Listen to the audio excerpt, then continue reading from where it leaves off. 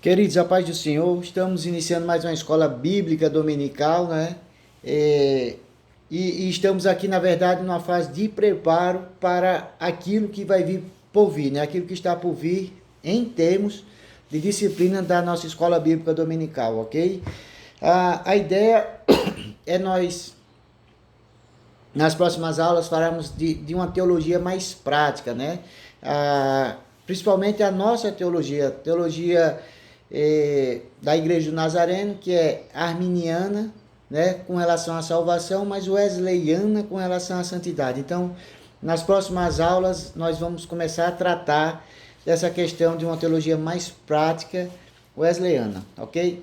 Nessa aula aqui de hoje específica, nós vamos dar continuidade ao tema da semana passada, né? A essa preparação da semana passada. E nós vamos falar um pouco sobre regras de aplicação da palavra, né? Ou regras de interpretação da palavra, né? Existe interpretação e existe aplicação da palavra, tá? Então, quando eu falo em regras de interpretação, existem regras que são históricas, né? Ou seja, como é que eu vou interpretar a palavra de Deus sob a ótica da história? Existem regras teológicas de interpretação, regras culturais de interpretação, né? Regras de exegéticas, né?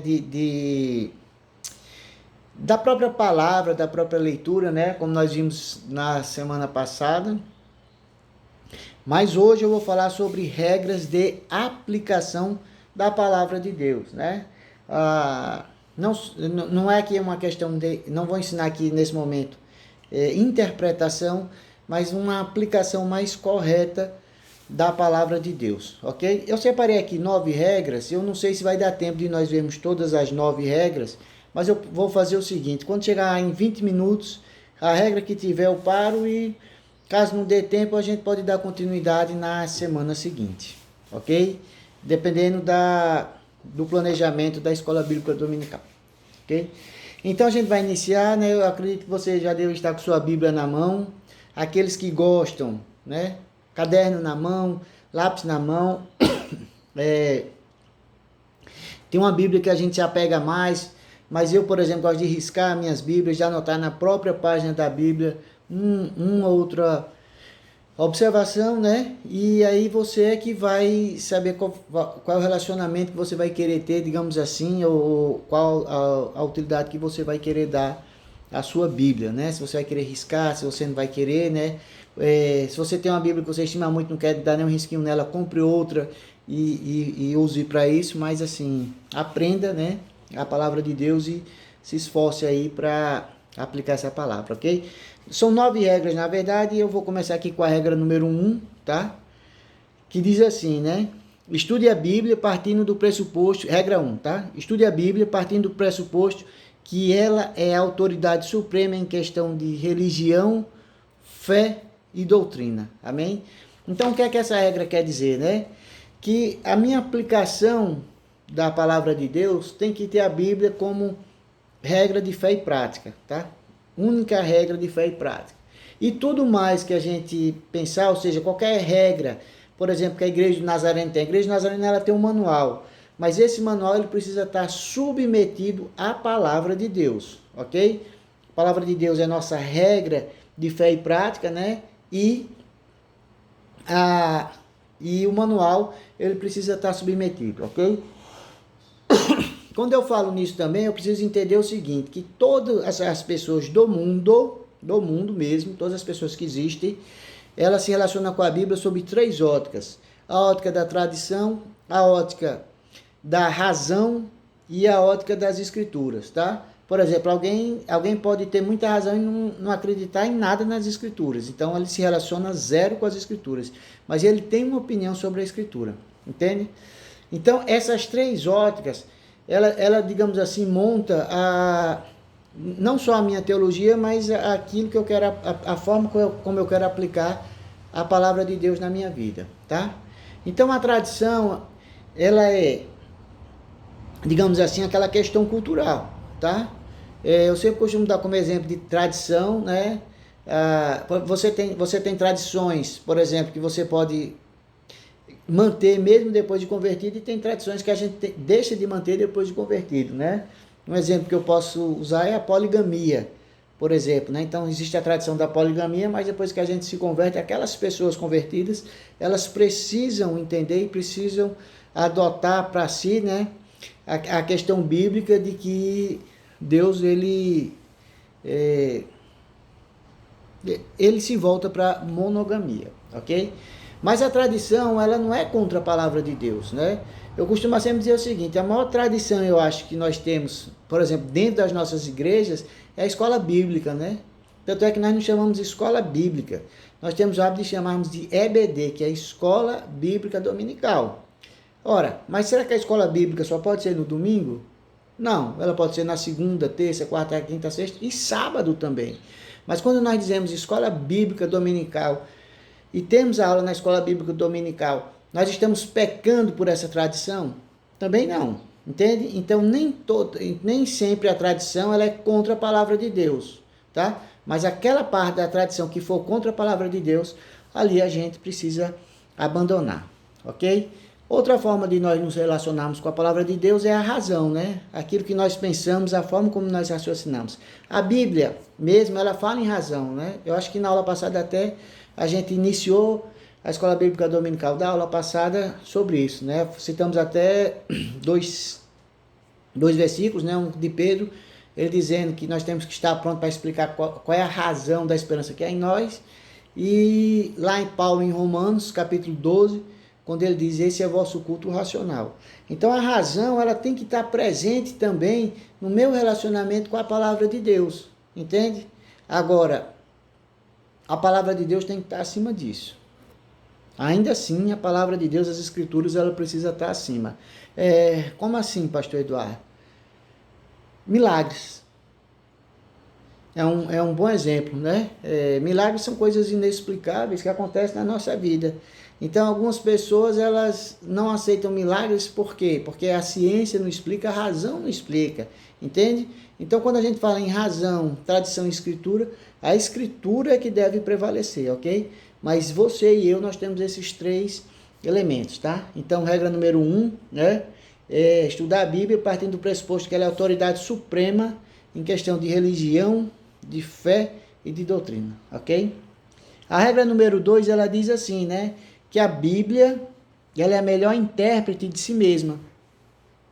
Então, por exemplo, se eu pegar, e foi muito debatido na aula passada também, isso é interessante, quando eu digo a Bíblia é a melhor intérprete de si mesma, foi muito interessante porque, dentre os assuntos da semana passada, da Escola Dominical, foi debatido que se o Velho Testamento ainda tinha validade ou não. Então, isso aqui é um grande exemplo de que a Bíblia é o melhor intérprete de si mesma. Como assim, pastor Eduardo? Ora, o Velho Testamento é que dá para mim todas as profecias de que da forma como qual o Messias viria, né? Como Jesus viria. Então, eu lendo o Velho Testamento e quando eu começo a ler o Novo Testamento, eu começo a entender através da interpretação dada pelo Velho Testamento de que Jesus é o Messias. Inclusive, se você prestar atenção em Mateus, você vai ver que o Evangelho de Mateus, ele teve como destinatário os judeus. Então, assim, o livro de Mateus está assim, vou dar um exemplo aqui, eu não estou com ele aberto aqui o livro, mas vou dar um exemplo, né? Ele vai dizer, por exemplo, que do Egito chamei meu filho, né? Tem essa profecia. E aí Mateus vai dizer assim, conforme foi dito pelo profeta tal, do Egito chamei meu filho. Então o livro de Mateus vai ter muito isso, conforme foi dito pelo profeta Isaías, conforme foi dito pelo profeta, conforme foi dito pelo profeta. Por quê? Porque ele está ali usando o Velho Testamento para interpretar, né, digamos assim, aquilo que ele estava expondo ali no Novo Testamento, ok? E aí a gente tem que ter muito cuidado também quando a gente fala em que a Bíblia é a melhor intérprete de si mesma, né? Em tirar, acrescentar ou diminuir a palavra de Deus, tá? Só lembrando que quando o primeiro pecado que houve, né, no diálogo entre Eva e a serpente, lá em Gênesis capítulo 3, né? Abra sua Bíblia aí, se você quiser, dê pausa no vídeo agora, abra sua Bíblia e leia Gênesis capítulo 3, no capítulozinho ali entre versículo 1, né, até o versículo 4, até o versículo 3, né? Aliás, até o versículo 5, né, de 1 a 5. Então vai dizer assim, ó: mas a serpente, mais sagaz que todos os animais selváticos que o Senhor tinha feito, disse à mulher: é assim que Deus disse: não comereis de toda a árvore do jardim? Ora, Deus não disse isso, né? O que foi que Deus disse? Deus disse que podia comer de toda a árvore do jardim, menos a árvore do bem e do mal, não foi isso? E aí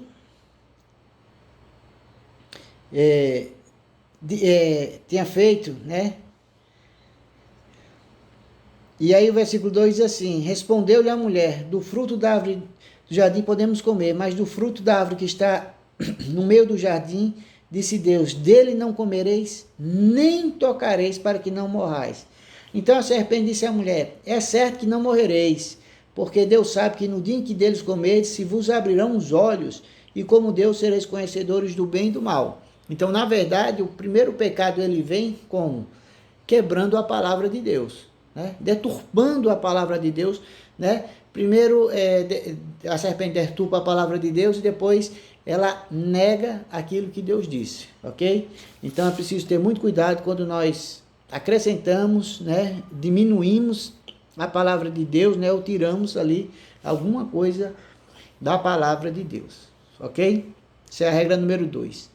Regra número 3 diz assim: dependa da fé salvadora e do Espírito Santo para compreensão e interpretação das Escrituras, né? E aí você vai lá para 1 Coríntios capítulo 2, versículo 14, dê uma pausa no vídeo, dê uma lida também, e aí depois você retorna, ok?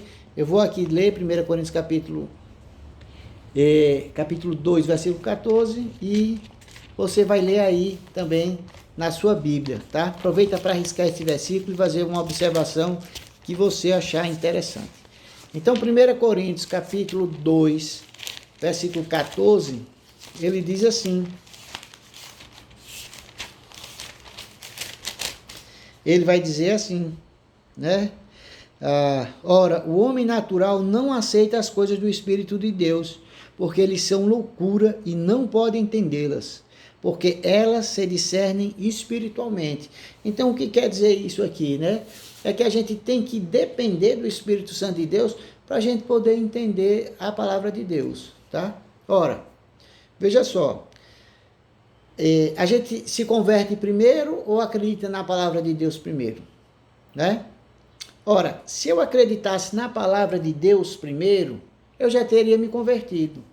Mas não é assim que funciona. Como é que funciona? Nós nos convertemos e aí, a partir dali, a palavra de Deus, ela começa a entrar no coração da gente por intermédio do Espírito Santo de Deus, ok? Então, sempre dependendo do Espírito Santo de Deus para que a gente possa interpretar a palavra de Deus, né? Lembrando que Jesus, quando ele ascendeu aos céus, ele disse: olha, quando eu for, né, eu vou enviar para vocês o Espírito Santo, e aí ele vai ensinar, né? Ele vai lembrar para a gente muitas coisas. Então o Espírito Santo ele está atuando na vida da gente, né? Ele está aqui entre eu e você, embora a gente esteja nesse momento distante fisicamente, mas o Espírito Santo ele está entre eu e você na igreja. Ele une a igreja, ele ensina a igreja e ele faz a igreja se lembrar das coisas de Deus, ok? Regra número 4 diz assim: interpreta a experiência pessoal à luz das Escrituras e não as Escrituras à luz da experiência pessoal, né? O que quer dizer isso? Isso aí, também se vocês assistiram a aula passada, isso aí está mais ou menos dentro daquela, ela está mais ou menos não, está dentro daquele debate, né? Daquela pergunta que Levina tinha feito, né? Então, eu tenho meu relacionamento pessoal com Deus, né? Mas Deus tem um relacionamento com toda a igreja. O que é que eu quero dizer então? Né? Para que a gente se aprofunde mais nessa ideia. Eu vou pedir para que você abra a sua Bíblia agora em 2 Crônicas 16, 12 e depois em 1 Timóteo 5, 23, ok? Mais uma vez, dê pausa aí no vídeo, leia esses textos. Eu vou abrir aqui, vou ler aqui no vídeo, mas dê pausa, leia esses textos, tá? 2 Crônicas 16:12 e 1 Timóteo 5:23, e depois você pode retornar aqui ao vídeo, ok? 2 Crônicas 16:12, ele vai dizer assim, 2 Crônicas 16:12, ele diz assim: no 39º ano do seu reinado, caiu Asa doente dos pés. A sua doença era em extremo grave, contudo, na sua enfermidade, não recorreu ao Senhor, mas confiou nos médicos, ok? Então, essa é uma situação de Asa, tá? Situação pessoal de Asa. Eu posso pegar esse versículo e dizer assim, então a gente não pode recorrer aos médicos. Se está doente, a gente só pode recorrer a Deus, né? Isso se aplica para todo mundo? Ou só se aplica para Asa, para a situação de Asa aqui, né? Agora, indo para 1 Timóteo 5:23, é isso? 1 Timóteo 5:23, Paulo, conversando com Timóteo, ele vai dar o seguinte conselho, ele vai dizer assim, 1 Timóteo 5:23, Paulo vai dizer assim, cadê?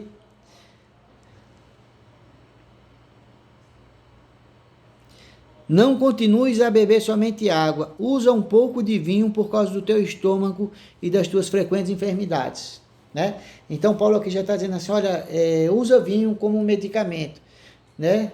Para as tuas enfermidades. Olha que interessante, Asa, ele teve problema porque não recorreu a Deus, recorreu aos médicos, né? Situação própria de Asa. Aqui Paulo já está dizendo, beba vinho para melhorar a sua enfermidade, uma situação própria aqui de Timóteo, né? Entre Paulo e Timóteo, né?